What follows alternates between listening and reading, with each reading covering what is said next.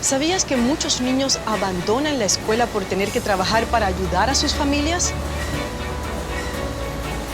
El único trabajo que tus hijos deberían tener es el de ir a la escuela. Ayúdalos a forjar su futuro y a que terminen la escuela. Para poder saber más, entra a telemundo.com y busca El Poder de Saber.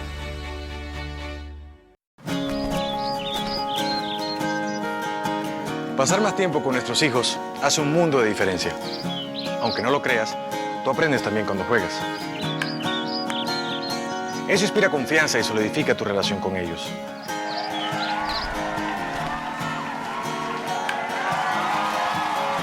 Toma la iniciativa, juega con tus hijos. Para poder saber más, entra a telemundo.com y busca El Poder de Saber.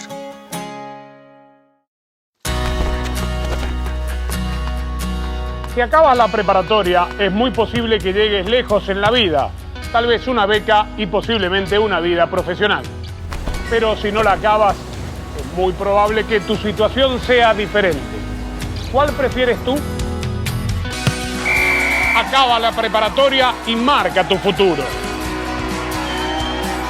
Para poder saber más, entra a telemundo.com y busca El Poder de Saber.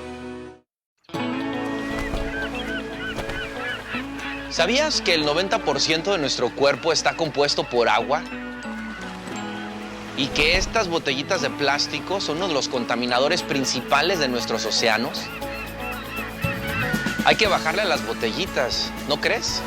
Toma agua rehusando tu cantimplora, así de fácil. Para poder saber más, entra a telemundo.com y busca El Poder de Saber. Mamá, me reprobaron en matemática. Mamá, necesito ayuda con la tarea. A muchos jóvenes hispanos les va muy mal en la preparatoria porque sus papás no se involucran en su educación.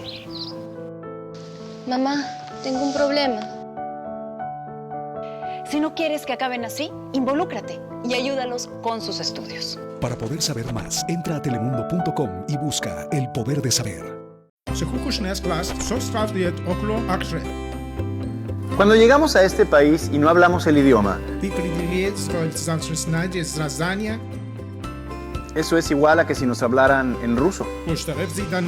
Haz un esfuerzo para que tus niños aprendan inglés y les vaya mejor en la escuela. Cada día es más importante ser bilingüe, así que aprende inglés y conserva tu español. Para poder saber más, entra a telemundo.com y busca El Poder de Saber.